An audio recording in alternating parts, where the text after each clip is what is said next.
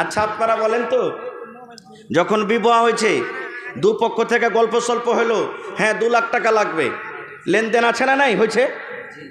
এবার তখন মোহর কতটি যে ভাই, তো বেটির পক্ষ থেকে বলবে যে একটা বকনের দাম গলা দিয়ে দাও, একটা বকনের দাম দিয়ে দাও, তো 10,000 টাকার নিত্য বকন পাওয়া যাবে না। তখন এমনকার বেটা পক্ষের লোক বলবে আজ তাক ফের কার 10,000 টাকা মোহর হয়েছে, বলে না আজ তাক ফের কার 10,000 টাকার মোহর হয়েছে, আরে ওই খালেদের বেটার বিয়ে হলো তো 5,000 টাকা মোহর ছিল। যদি বলে না না না ভাই এক কাজ করেন, আর একটা লোক মধ্যখান দিয়ে বলে ভাই 8,000 টাকা করে দেন, না ভাই লস লেগে যাবে, মানে ওই ব্যবসা করতে বেশি যখন লস লাগবে, হয় না, লস লেগে যাবে ওকে। এবার যাই হলো 8,000, 5,000, 7,000, 10,000 যাই হলো, এবার মোহর যখন হয়ে গেল তখন রসুল বলেছেন তোমার মোহর দেওয়ার ক্ষমতা থাকে তো বিয়ে করো। এবার আমরা কি করব, ওই যে 2 লাখ টাকা ফায়দা হয়েছে, বিজনেস করতে না গেছি, ভেড়াটাকে যে বিক্রি করলে গরুটাকে, ওই 8,000 টাকা যে বিক্রি করে 2 লাখ টাকা দাম পাওয়া গেছে, এবার ওই 2 লাখ টাকার ভিতর থেকে তখন 8,000, 7,000 যে কটা মোহর হয়েছে কাটোতে করে দিলে। এরকম হয়েছে না, হয় না, হয়েছে না, হয় না? আচ্ছা বলেন তো, আজকে মাদ্রাসার জালসা না মসজিদের জালসা? যদি আমি বলি কোন আল্লাহর বান্দা আছেন 10,000 টাকা স্টেজে দেন মসজিদের জন্য, এবার কত ভাই আছে টাকা নাই, এবার যদি বলে যে মৌলবি কয়েছে দান করতে হবে নাকি পাওয়া যাবে, এবার কাহারির গরুকে চুরি করে বিক্রি করে 10,000 টাকা যদি দান করে তো কবুল হবে? হ্যাঁ, ওইটা যখন হবে না তো হারাম টাকাটা নেওয়া, আর ওই হারামি টাকা নিয়ে আবার একটা হালাল কেমন করে করবে, মোহর কেমন করে দেবে। এই জন্য এই ভাই যুবককে বলবো খবরদার নিজকে বিক্রি করিয়েন না। আল্লাহ আপনাকে হাত পা শরীর স্বাস্থ্য ভালো দিয়েছে, তওবা করেন যে আমি 1 টাকা নিব না, মেয়ের বাবার কাছ থেকে খাইটা খুইটে আমি বিবাহ করতে যাব আর তাকে মোহর করব। 2 নম্বরে, যার ভিতরে জৈনব ক্ষুধা, আল্লাহ ধন দৌলত সব আপনাকে দিয়েছে, বাড়ি ঘর টাকা পয়সা সব আছে, কিন্তু আপনার ভিতরে যেটা একটা স্ত্রীকে চাহি দরকার আছে নেই, বুঝতে পারছেন সেটা কি? ওই ভাইকে বলবো বিয়ে করিয়েন না, বিয়ে করিয়েন না। আপনি স্ত্রীকে বাড়িতে নিয়ে আসবেন, কত বিচারে দেখেছি আর দেখছেন আপনারা জীবনে, বিচার বসে গেছে, বিচার বসা পর তখন বেটি ছেলেটা বলছে যে ভাত খাবো না, মজলিসের লোক বলছে কেনে খাইবে না জি, তো বলছে কি ওর কি কাম টানতে এসছি নাকি, আমি ওর গোবর তুলতে এসছি, ওর মুখ দেখে ভাত খাবো, মানে কি ভিতরকার মাসিন, ভিতরকার গড়বড়ি আছে, কিছু ঠিকঠাক চলে না। এই জন্য বলছি ওই ভাইকে যুবককে বলবো রসুলের হাদিস যে তোমার ভিতরে জৈনব খোদা জাগে তাইলে করো। এবার 3 নম্বরে রসুল বলেছেন একটা স্ত্রীকে তুমি বাড়িতে নিয়ে আসবে, থাকার জায়গা দিতে হবে তাকে, ভালো করে থাকার জায়গা দিতে হবে।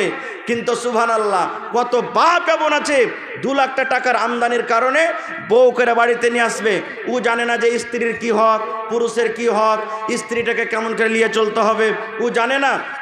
এবার বেটাটা খাটতেও পারে না, মধু খেয়ে আসছে, গুটখা খেয়ে আসছে, রাতের বেলাতে শুচ্ছে, বাসনা করছে, আর ওরকম মুখ নিয়ে যদি স্ত্রীটার মুখের কাছে নিয়ে যায় তো কি বলবো, ওকে ঢাকা মারবে না, মারবে না?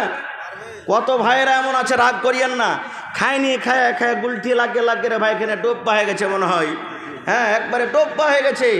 ওরকম মুখ নিয়ে যদি স্ত্রীর কাছে যান রাতের বেলাতে তো খারাপ মনে করবে না? মা খালারাও কত আছে, এত স্পেশাল জর্দা খাইবে রে ভাই, ওই খুঁটির কাছে থাকে তো ওইখান থেকে সেন্ট আসবে, হ্যাঁ ও দেখছে যে আমার জর্দার পাওয়ার দেখে হলো তুই, সুবহানাল্লাহ। ওই মাকে বলবো এরকম ভাবে তওবা করেন না, করতে হবে না খো ভাইরা আমার, খায়ের যা হোক। তো রসুল বলছেন বিবাহ করার 2টা লাভ আছে হাদিসে, 1 নম্বর চোখ নিচে হবে, 2 নম্বর সারামগার হেফাজত হবে। এবার বলবেন হাজি মৌলানা ভোমা চক যাচ্ছি, ভোমা চক যাচ্ছি, 4 দোকানে চা খাচ্ছি, একটা খুব সুন্দর বেটি ছেলে রাস্তাতে হেঁটেছে, মন খুব জাগছে যে মৌলানা, মনে কেমন কি জাগছে, অটোমেটিক জাগবে। এবার ওই হালাতে কি করব? আল্লাহ রসুল বলেছেন উম্মত রে, তুমি বাজারে ঘুরতে গিয়েছো, চকে তুমি ঘুরতে গিয়েছো, তুমি রাস্তা দিয়ে হাঁটছো, ওই টাইমে ওই সময়তে একটা সুন্দর বেটি ছেলে তোমার নজরে এলো, একটা সুন্দর বেটি ছেলেকে তুমি দেখেছো, তোমার মন খান কেমন করতে শুরু হয়েছে, আল্লাহর এই বেটি ছেলেটা কত ভালো দেখতে, কত সুন্দর, আল্লাহ আমার কাছে একবার আসতো, আমি তার কাছে একবার যাইতাম, এরকম ধারণা যদি মনের মধ্যে আসে, আল্লাহ রাসূল বলেছেন উম্মত তাড়াতাড়ি তুমি বাড়ির ভিতরে চলে যাও, তাড়াতাড়ি তাড়াতাড়ি করে তুমি বাড়ির ভেতরে চলে যাও, ওই চকে আর থাকিও না, ওই বাজারে আর থাকিও না, ওই রাস্তাতে তুমি থাকিও না, তুমি তাড়াতাড়ি করে তুমি বাড়ির ভিতরে চলে যাও। আর বাড়ির ভিতরে যাওয়ার পর তোমার যে বাড়িতে স্ত্রী আছে, তোমার যে বাড়িতে নারী আছে, তোমার বাড়িতে বিবি আছে, ওই বিবির সাথে তুমি মিলামিশা করো। কারণ নবী বলেছেন উম্মত রে, ওই বাজারে চকে রাস্তাতে মেয়ে ছেলেটাকে দেখে তোমার ভিতরে যে জোয়ানি জেগে গেছে, ওই নারীটাকে দেখে তোমার ভিতরে জোয়ানিতে হুড়কি মেরেছে, ওই নারীটাকে দেখে তোমার মন খান কেমন কেমন করেছে, তুমি তাড়াতাড়ি করে বাড়িতে এসো। আর বাড়িতে আসার পর তোমার স্ত্রীর সাথে তোমার মনটাকে ঠান্ডা করে নাও।